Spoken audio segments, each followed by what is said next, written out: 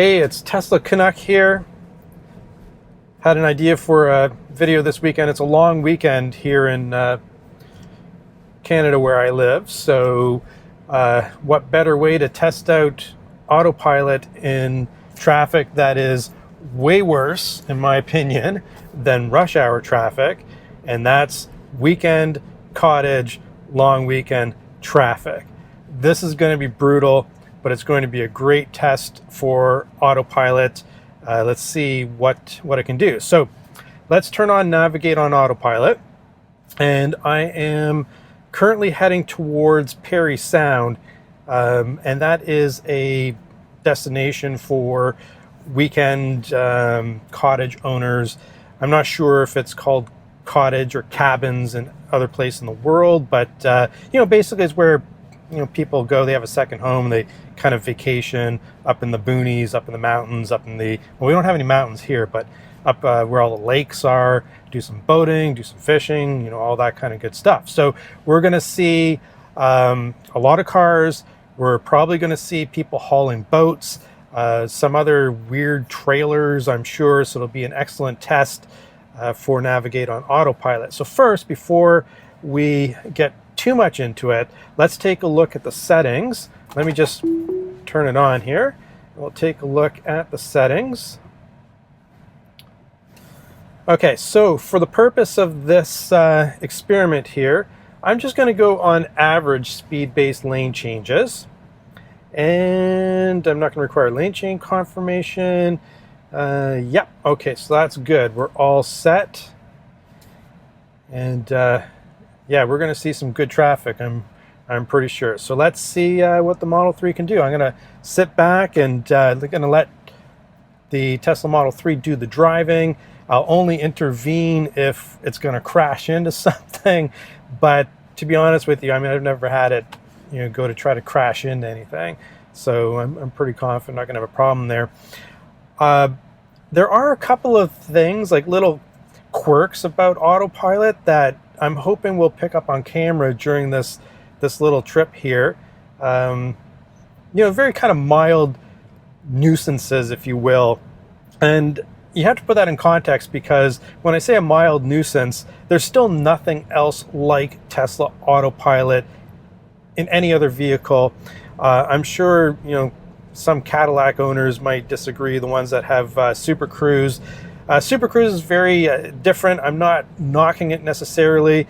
It's trying to do something very different. It's using LiDAR. It's, basically, if the road hasn't been mapped for the purpose of LiDAR, then you can't really use Super Cruise. Whereas, as we know, Tesla and Elon's vision is basically to use cameras and achieve autonomous driving by cameras, which kind of mimic, I guess, in his thinking and others, is that the eyeballs. So we can see the road as humans with two eyeballs. There's 8 cameras here in the Tesla Model 3 and other Teslas, I guess, post 2017. And there's no reason why with 8 cameras, the car shouldn't be able to see and interpret what it sees around it. At least that's, the theory behind it. So again, I'm not trying to knock Super Cruise. It's just very different, and in my opinion, it's nowhere near what Tesla has achieved at this point in time. So, okay, with that out of the way, when I say nuisances, they're very minor, and compared to Tesla, other manufacturers, this would be a good problem to have. So we'll see if we can get those as part of this drive. If not, we're just going to see how the Tesla behaves and what it does on this trip. All right, let's, right now it's not being super aggressive. Let's see what happens if we change to Mad Max. Let's start getting some lane changes going here. Now, when it comes to Navigate on Autopilot and lane changes, there's definitely been some complaints out there that the Autopilot can be somewhat timid at times, if I can use that word, where it's kind of unsure of how to make the lane change. And obviously that's for safety purposes. I don't think you want the technology where it is today to just kind of zoom you into a spot like you probably would if you were driving yourself. And I'll have to admit, there are times on my morning commute where I will take it out of autopilot just so that I can make a lane change. Let me know in the comments if you have a Tesla and you drive a lot on autopilot. Do you ever take it out of autopilot just because you need to make a quick lane change or something like that? I'm curious. I suspect I'm probably not the only one, but it'd be good to hear from viewers. All right, so we still don't have any lane changes happening here. This lane, I guess, is kind of moving a little bit faster than the other lane. That probably explains that. I'm just going to relax and enjoy the drive here. If there are lulls between, when I'm talking about something, I'm going to turn this into a little like a talk and drive episode. There's a drive and talk. Talk and drive? I don't know. Talk and drive, but we're driving and we're also talking. I don't know. Okay, whatever. I'm going to talk about certain topics, I guess. Lately, let's take what's going on in the news. Tesla being sued again for someone who died in a crash while using autopilot, very similar to the very first accident on record, which was a semi-truck pulled across a highway in Florida, and the Tesla allegedly didn't see it, and the car drove right underneath the transport truck. So a couple of things about that. If you've ever been to Florida and driven on there's 4-lane highways there that aren't really freeways, and I'm sure other states, other provinces here in Canada might have something similar, but basically there are entrance points where people can cut across the highway, either to make a left onto the whatever direction they want to go, or they're making a right. But the point is, it's not a restricted access freeway. That's my understanding of the location where this took place. So I have to say that, obviously it's very concerning that autopilot wouldn't pick up a truck that was crossing its path. I know it's probably not as simple as that. The math involved with trying to determine, what exactly that is. I think autopilot is trained to follow moving objects. Perhaps it was, pulling out and kind of stopped, waiting for the traffic to be clear. I don't know. I'm just speculating here. But in any case, moving object or not moving object, I do think that autopilot would hopefully pick something like that up. But I guess we don't know until all the facts are out. However, that being said, I do want to talk about how there's a lot of people who take liberties with autopilot. It's very clear that it's in beta.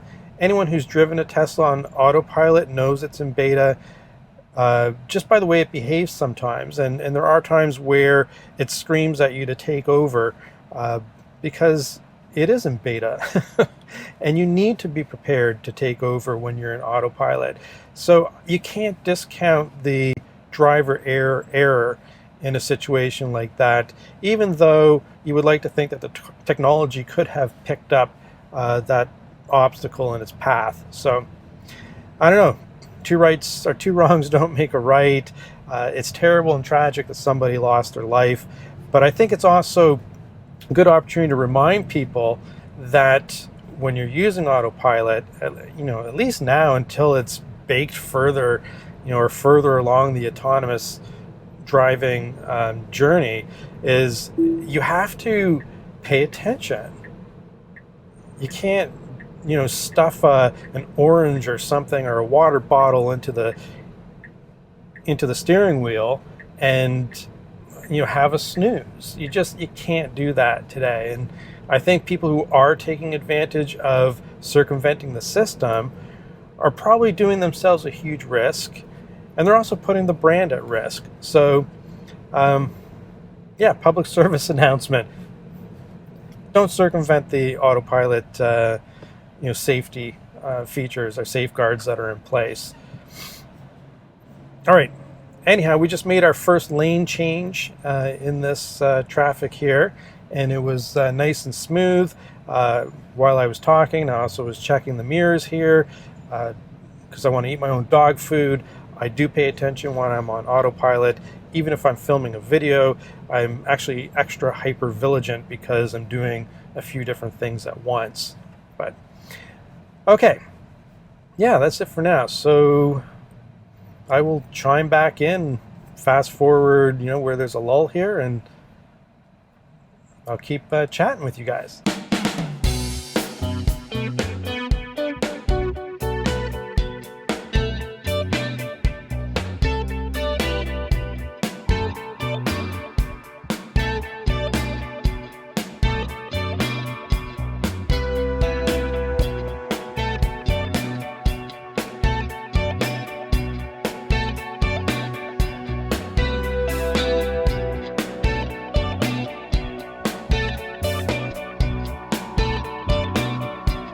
Another interesting story was a few weeks ago now about Tesla, and if I can find the footage, I'll link to it in the description.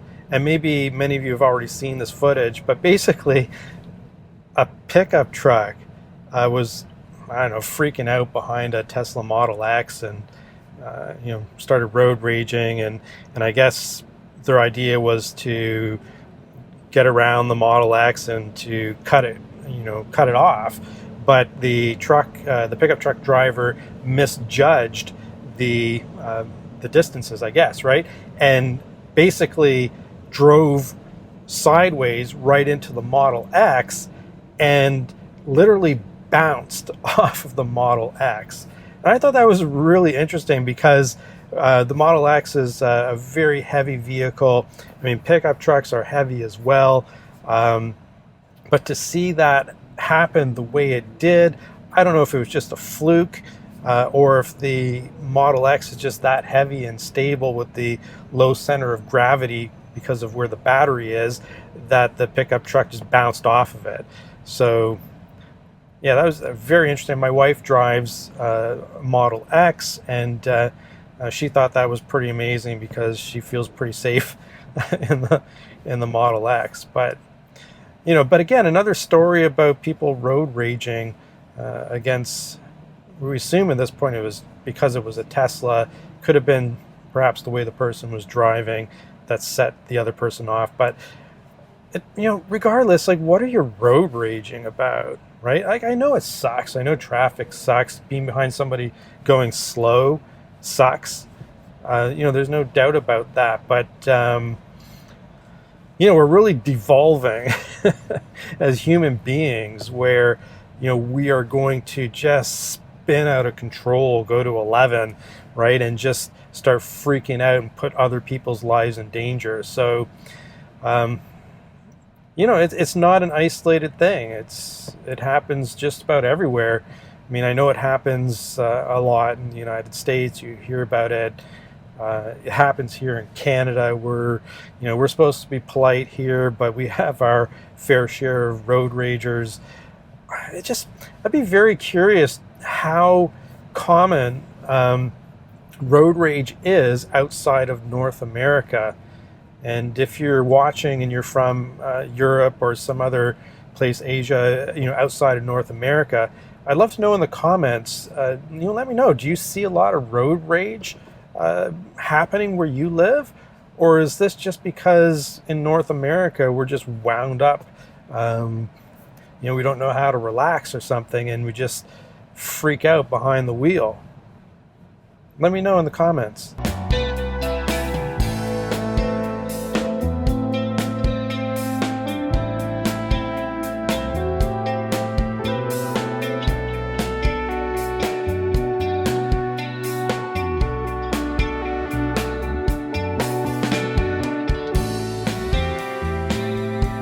Let me take a moment and explain where all these people are going.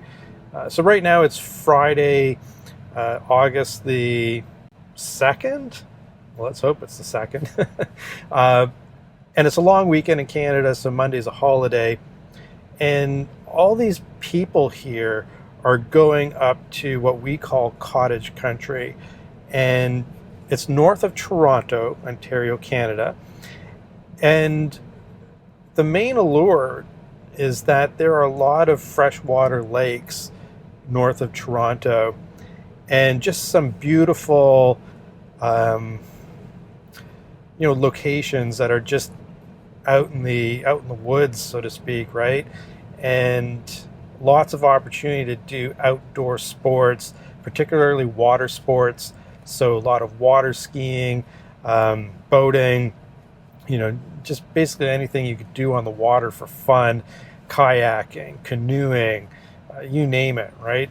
And there's just such great locations. I'm actually going to point to the map here, since we're not going anywhere, and see if I can kind of zoom in on some stuff.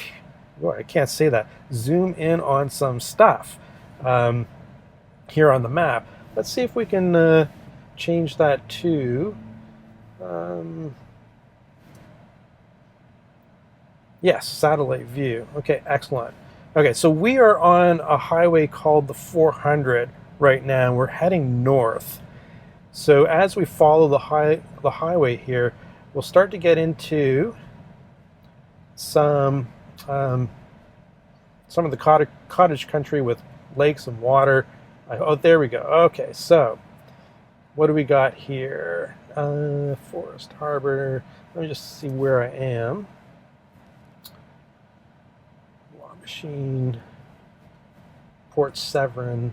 Okay, so this body of water that you see right here is part of, I want to say it's Lake, let's see, so Lake Ontario, Lake Erie, Lake Michigan.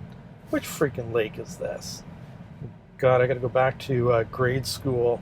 You ever see that show that something like a sixth grader is smarter than you or something like that? I don't know. But let's see here. So we have Lake Ontario, Lake Erie. Which freaking lake is that? So that'd be Lake Superior, I think. No, that's Lake Superior. Lake Michigan. Boy, I'm embarrassing myself here. Okay, this lake, it's a very big lake, and it kind of, there's an area here that's, I think it's called Georgian Bay or something like that, where a lot of cottages would be located along this body of water.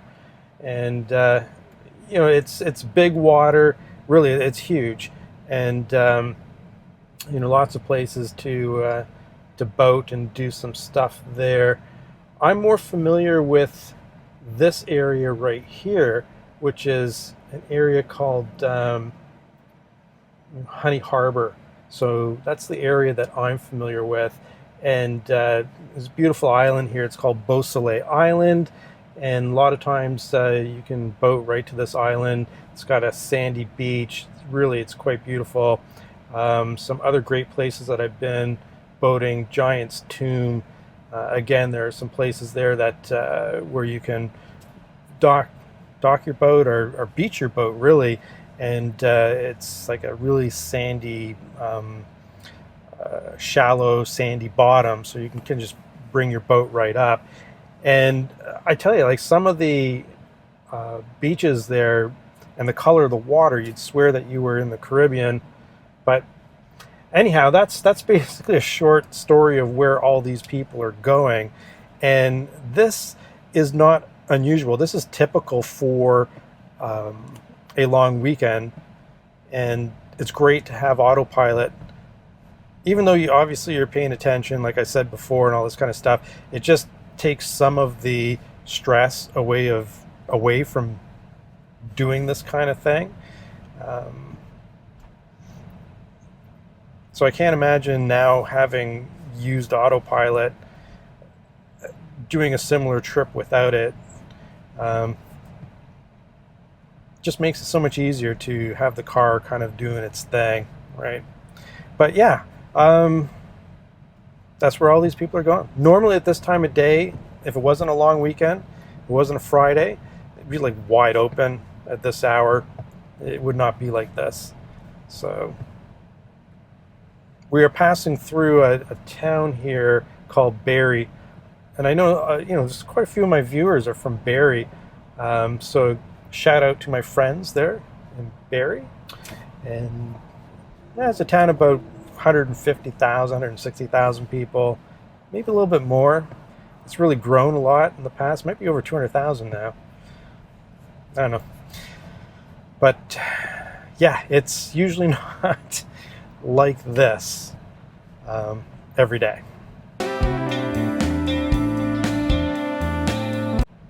Are you smarter than a fifth grader? That's what that show is called.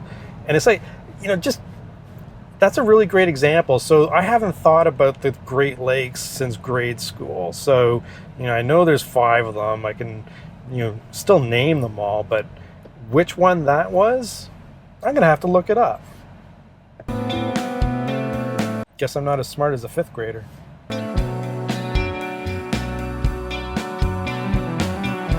Double check those navigate on autopilot settings again.